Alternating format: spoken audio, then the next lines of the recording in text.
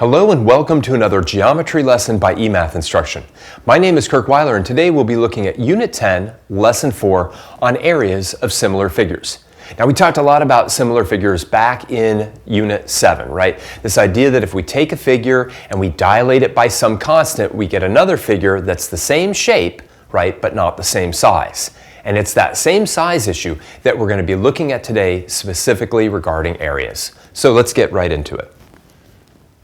Now, areas of similar figures. In many real-world applications, images are dilated by making them larger or smaller, but retain their overall shape. When this happens, the areas of the image and the pre-image are related to one another. And we want to try to figure out what that relationship is and then be able to use it in calculations and in modeling problems. So, let's take a look at exercise number 1. Rectangle ABCD is shown below with a width of 5 centimeters and a length of 7 centimeters. Rectangle A', B', C', D' is the image of ABCD after a dilation with a scale factor equal to 2. Awesome, great. So let's take a look at what we're asked to do in part A. Draw a sketch of A', B', C', D' to the right of ABCD with its new width and length labeled. All right, great. Why don't you go ahead and do this? This should be a piece of cake. You don't have to worry about the center of dilation here. We just want to stretch this thing out by a factor of 2. That's it. Go ahead and do that.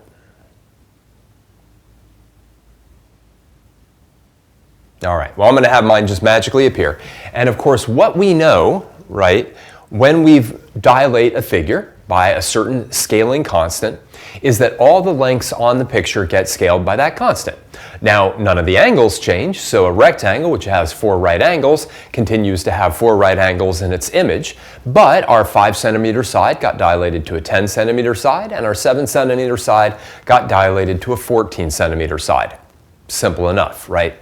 Now, let's take a look at letter B. Calculate the area of both rectangles below. Show your calculations. All right, so what I'd like you to do, and this should be very, very easy, is find the area of ABCD and find the area of A', B', C', D'. Go ahead and do that.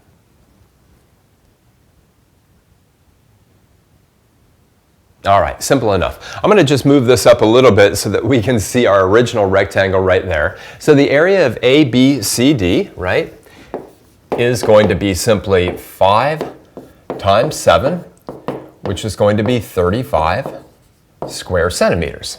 Now remember, our dilated one had a side of 10 and a side of 14, so it had an area of 140 square centimeters. And those are, of course, very, very easy calculations that you could have done years ago. Let's take a look now at letter C. What is the ratio of the area of A', B', C', D' to that of ABCD? In other words, how many times larger is this area than this area, right? That's what a ratio always is. How many times larger is one number than the other number, or smaller, or whatever. So to do that, what I'm going to do is I'm just going to simply divide my 140 by 35. And let's grab our calculator to do this really quickly.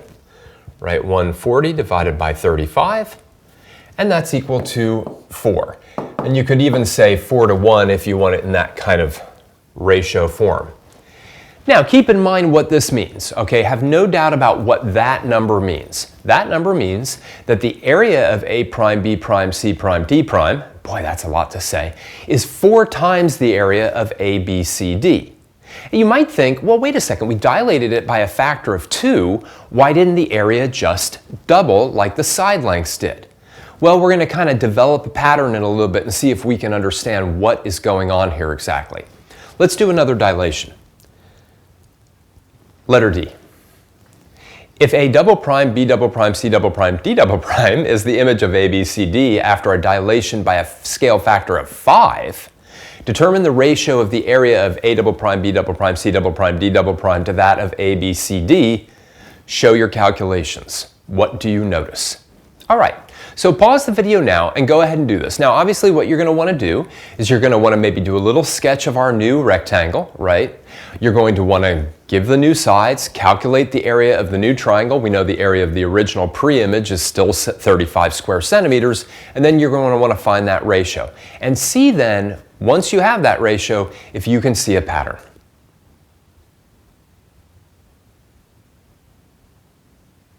All right, well, our new rectangle, let me just do a little sketch here, and I'm not going to even try to make it to scale, otherwise it would simply be off the paper, right? Our new rectangle is going to look something like this. Since I've scaled it by a factor of 5, that's going to be 35 centimeters, and that's going to be 25 centimeters. All right, we knew that this had an area of 35 square centimeters. Let me figure out what the area of my new rectangle is going to be. 35 times 25 is going to be 875 square centimeters. Okay, and now I can just do that division. I've got 875 divided by 35, and let's see what that is.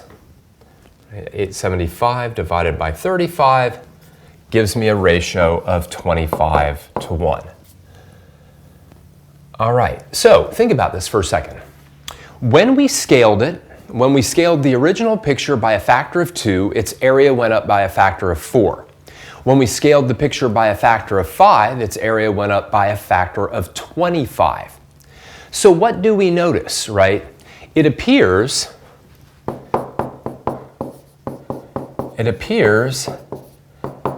that the area is scaled by k squared, right? So in other words, if the picture is scaled by a factor of k, then the area is scaled by a factor of k squared. And that should make a lot of sense. And here's why, right? Just consider this one for a moment, right? The area of this particular rectangle is just 5 times 7, right? That's the area of this original rectangle. Now, when I dilate it, right, that side of 5 becomes 5 times 5, and that side of 7 becomes 5 times 7, right? But I could rearrange that as 5 times 5, well, actually it's going to look exactly the same. Maybe this wasn't the best example. 5 times 5 times 5 times 7. In other words, here are my two k factors, so the entire area gets scaled by k squared. Right? In other words, because we scale both that one and that one by k, once we multiply them together, that k shows up twice, and we scale the area by k squared instead of just k. So when you double the size of a figure in terms of scaling, right, I've scaled everything by a factor of 2, the area goes up by a factor of 4. Scale everything by a factor of 5, the area goes up by a factor of 5 times 5, or 25. Let's take a look at that in the last problem, letter E. Based on D, if a rectangle was a dilation of ABCD by a scale factor of 10, what would its area be? Calculate by only using the scale factor. All right, well, go ahead and see if you can figure this one out.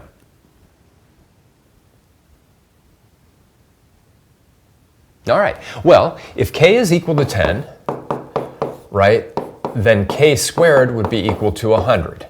Again, we know that this area is 35 square centimeters, so our new rectangle's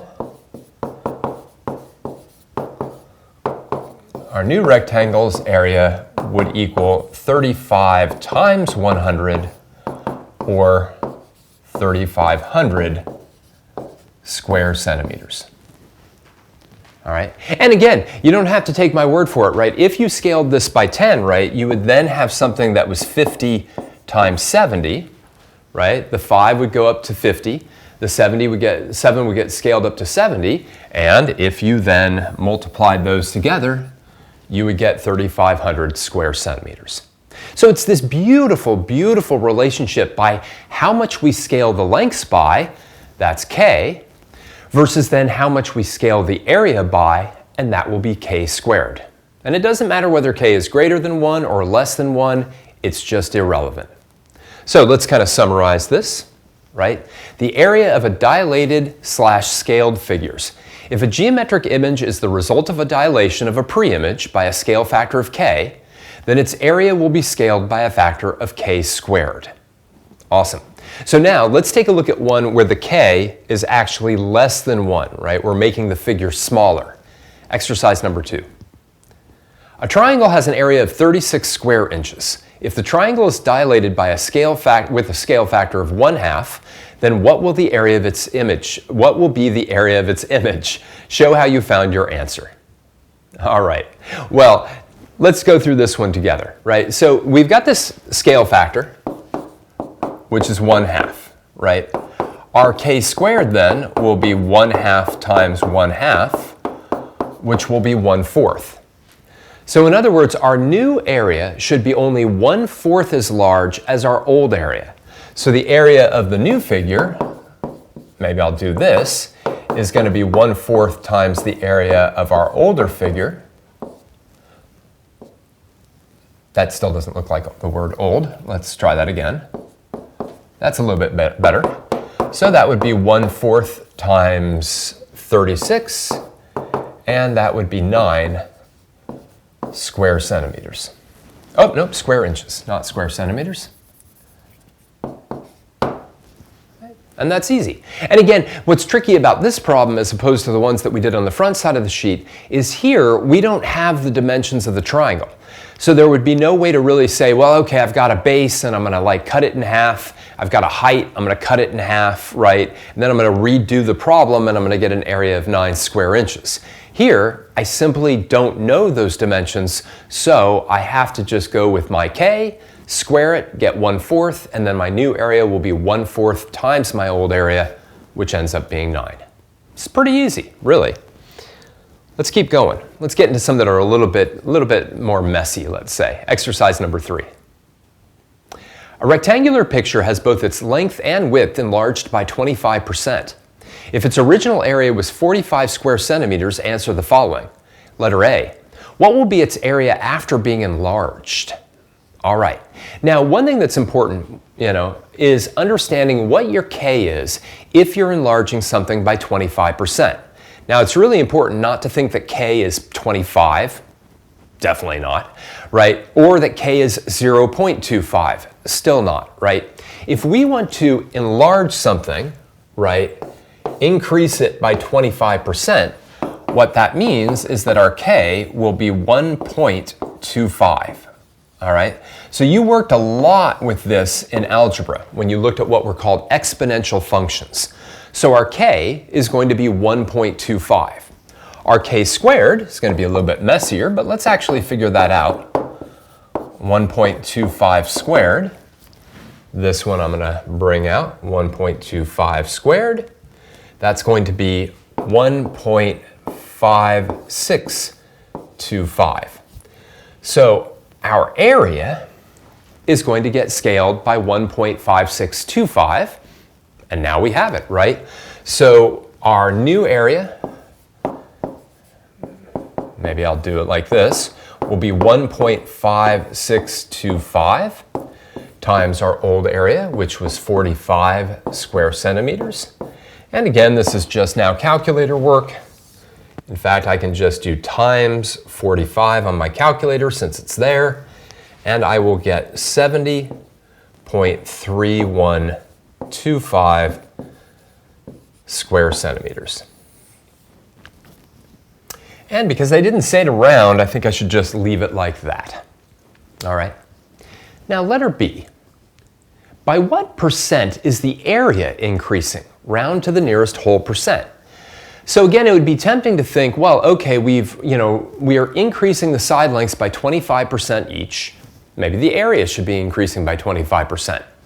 But in fact, it's not, right? It's just like, if I double the side lengths, I don't double the area. Same thing here.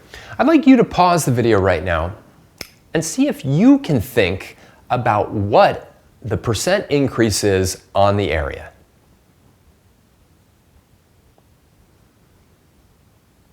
All right, well, believe it or not, it's actually staring you in the face. It's like right there. And here's what I mean. the new area, maybe I'll just do like this, is equal to 1.5625 times the old area. Okay, that's what that number is, right? But this tells you everything you need to know, all right? In other words, right, if I multiply my sides by 1.25, I'm increasing them by 25%.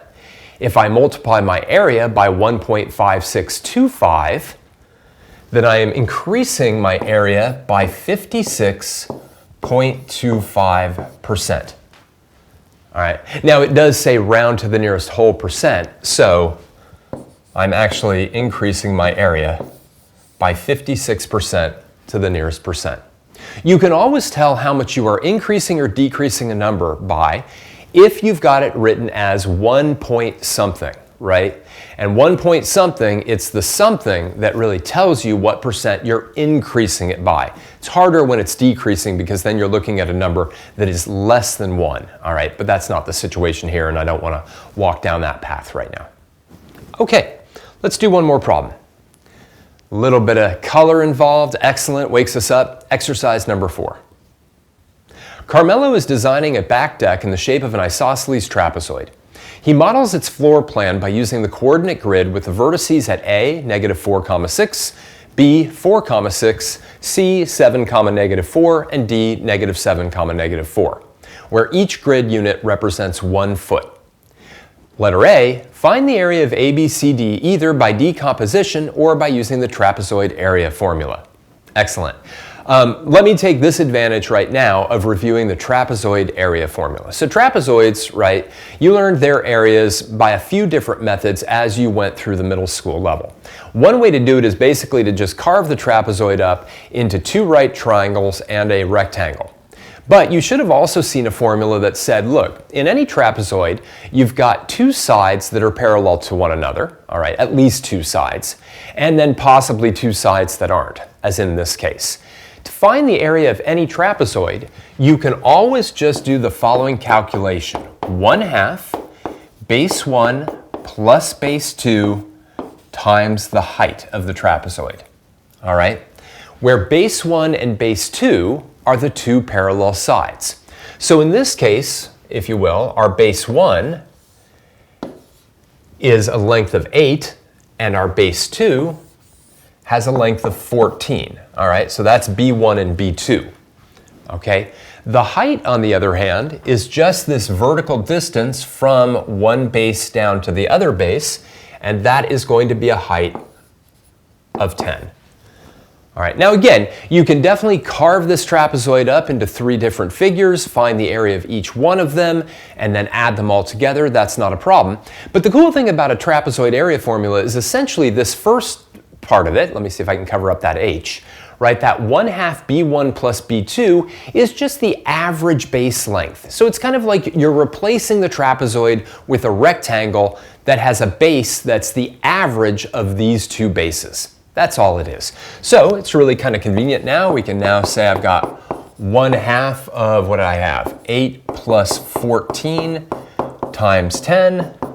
Might as well just crank that into the calculator really quick. Let's see, I'll use my fraction button. 1/2 of 8 plus 14 times 10. That's going to give me 110. What did I say represents feet? So this is going to be square feet. So Carmelo's deck, 110 square feet. Awesome. Let's take a look at letter B.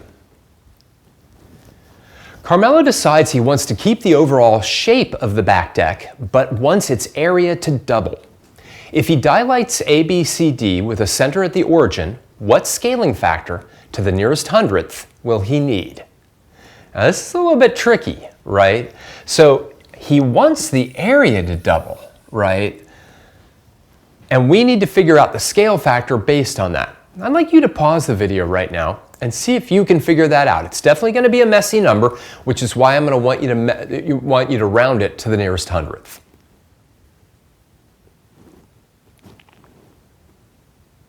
All right, well the key is, right, whatever I want to have happen with the area, okay, that's k squared. Okay, so what I know is because I want the area to double, k squared has to be equal to 2. All right, that's what gets me my area. My new area is always k squared times my old area. So if I want my new area to be 2 times my old area, that's got to be k squared. Now if k squared is equal to 2, that means k must be equal to the square root of 2. And of course I can take my calculator out and just do square root of 2. Uh-oh. Apparently I can take my calculator out. Let me get rid of all this stuff. And do the square root of 2, and that's 1.414, etc. So in terms of rounded to the nearest hundredth, that would be 1.41. Awesome, right? But a little bit tricky, right? And obviously if I wanted to triple the area, k squared would be 3 and k would be equal to the square root of 3, whatever that was. It'd be nice if I wanted to quadruple the area, right? Because if k squared was equal to 4, then of course k would just be equal to 2. But there can be some messy scaling constants if you want your area to double or triple. Okay, so let's take a look at the last part of this problem, letter C. If A prime, B prime, C prime, D prime represents the image of A, B, C, D after the dilation that doubles its area, what will be the coordinates of B prime, round to the nearest hundredth? All right. Well, we know that B, right, has coordinates of 4, 6. Okay? We also know that k is equal to the square root of 2. Now, just a little bit of a note on this particular problem, and I hate to have to walk down this road, but I'm going to anyway. All right. Notice letter C doesn't say explicitly to use our answer from letter B to figure out the coordinates of B prime. And the plain fact is, if we use the 1.41, let me bring this up a little bit so you can see it. If we use the 1.41 versus the unrounded version, the exact version of the square root of 2, we're going to get slightly different answers in the hundredths digit. All right? So our answers really would be a little bit different. I would kind of hope that you wouldn't get any credit taken off for that, but if I want to be as exact as possible, then I've got to use the square root of 2. So B prime is going to have coordinates of root 2 times 4 and root 2 times 6, or you could use like kind of an unrounded version in terms of decimals, but this is pretty easy to do now. We just take our calculator out. We do the square root of 2, and then we multiply that by 4, and we get 5.66. And then we can do the square root of 2 and multiply that by 6, and we get 8.49. And again, I think that if I were a teacher and I was grading this on a test and somebody had used the 1.41 instead of the exact answer, right, the square root of 2, I would probably give full credit. Because again, the idea is, oh, now that I've got my k, right, if I'm really Carmelo and I want to know the new footprint, let's say, of this isosceles trapezoid patio or deck or whatever it was, right, I'm going to need to know my new coordinates. And again, they're going to be messy, right? They're not going to be nice coordinates, and I'll probably round them anyway. I probably would make this like 5.7 and this one 8.5. Forget about it sort of like to the nearest hundredth. I'm taking out a tape measure and stuff like that anyway. I'm not going to probably get this accurate. Anyhow, let's wrap this up. So the main point today, right, of all of this is that, going back to Unit 7, we had these figures in the plane that we were dilating by a scale constant of k. And when we dilated them by a scale constant of k, every length that was on them got scaled up by k, got multiplied by k, all right? But in area formulas, right, we are always multiplying two dimensions together, right? It's length times width, it's base times height, right? All of those, we're always multiplying two things together. And since both of those dimensions get multiplied by k, the overall area then gets multiplied by k squared. So area gets scaled by k squared if the original figure's lengths get scaled by k. And that actually arises in the real world all the time. And it's kind of cool too, because when you go up one additional dimension to volume, not surprisingly, if you scale a three-dimensional figure by a scale constant of k, then the volume goes up by k cubed. All right, but that's maybe for later on in this unit, or maybe for a different course entirely. For now, I just want to thank you for joining me for another geometry lesson by eMath Instruction. My name is Kirk Weiler, and until I see you again, keep thinking and keep solving problems.